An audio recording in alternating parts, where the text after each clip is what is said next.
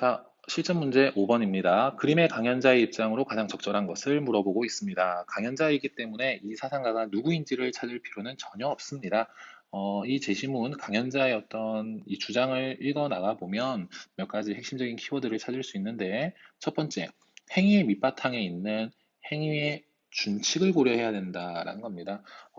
다들 이 준칙이라는 말이 약간 생소할 수가 있는데, 준칙이라는 말은 영어로는 맥심이라고 얘기합니다. 맥심, 경률이라는 표현을 사용하기도 하죠. 결국은 이 준칙과 규칙의 차이를 좀 알아야 되는데, 학교의 규칙은 학교에서 여러분들에게 요구하는 것이 학교의 규칙입니다. 그걸 학교의 준칙이라고 얘기하지 않죠. 그런데 이 경률이나 준칙이라는 것은 결국 뭐냐면, 자기 자신이 자신에게 요구하는 것을 우리는 준칙이라고 얘기합니다.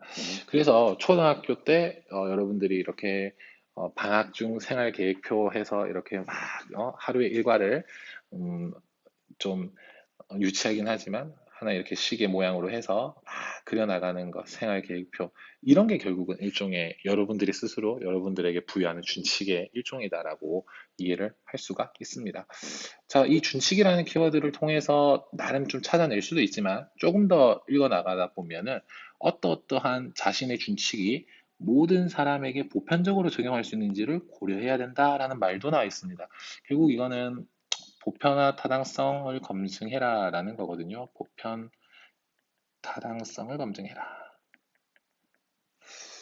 그래서 이런 말이 있었죠. 내 의지의 준칙이 언제나 동시에 모든 사람에게 보편타당한 자연 법칙이 되도록 그렇게 행위하라 라고 주장한 사상가가 있었습니다.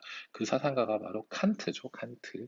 그래서 약간 이 칸트의 입장에 있는 사상가인 것 같습니다.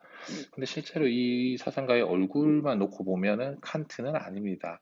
칸트는 안경을 쓰지 않았고 이렇게 이런 헤어스타일도 아니죠. 그래서 칸트라고 보지 않고 칸트의 어떤 입장을 지지하고 있는 한 강연자가 얘기하고 있구나. 그냥 뭐 칸트의 사상으로 이해하고 풀어도 되고 뭐 아니면 의무론적 윤리설로 생각하고 문제를 풀어도 되겠습니다. 1번 보편적 도덕 원리를 기준으로 행위의 도덕성을 판단해야 된다.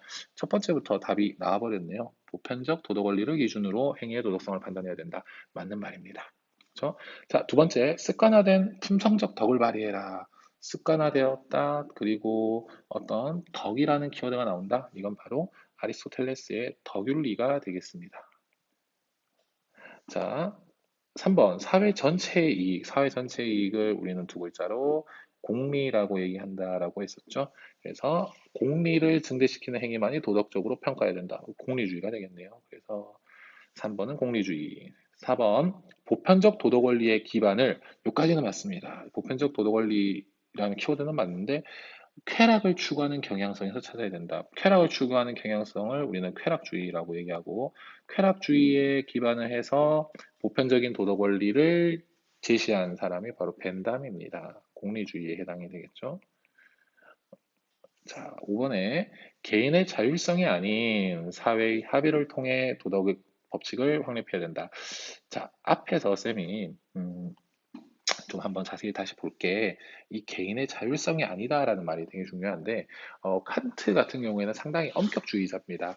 그래서 사람들이 좀 오해를 하는 게 칸트처럼 살게 되면은 정말 자유롭지 않다. 마치 강제 수용소에 있는 노예처럼 사는 것과 같다라고 생각할 수도 있습니다. 뭐 그렇게 느껴지겠죠, 당연히. 그런데 앞에서 쌤이 잠깐 설명했던 것처럼 이 칸트가 얘기하는 이 준칙이라는 것은 다른 사람이 또는 외부에서 주어지는 것이 아니라 자신이 자신에게 요구하는 겁니다. 자기가 만든 법칙에 따라서 행동하는 사람을 보고 우리는 노예라고 얘기하지는 않습니다. 그래서 오히려 이 자율성을 확보할 수 있다라고 주장을 하기 때문에 개인의 자율성이 아님이라는 이 말이 틀렸습니다. 오히려 개인의 자율성을 바탕으로 한 개인의 실천 이성이라는 것을 통해서 도덕 법칙을 확립해야 한다라고 주장하는 것이 칸트가 되겠습니다.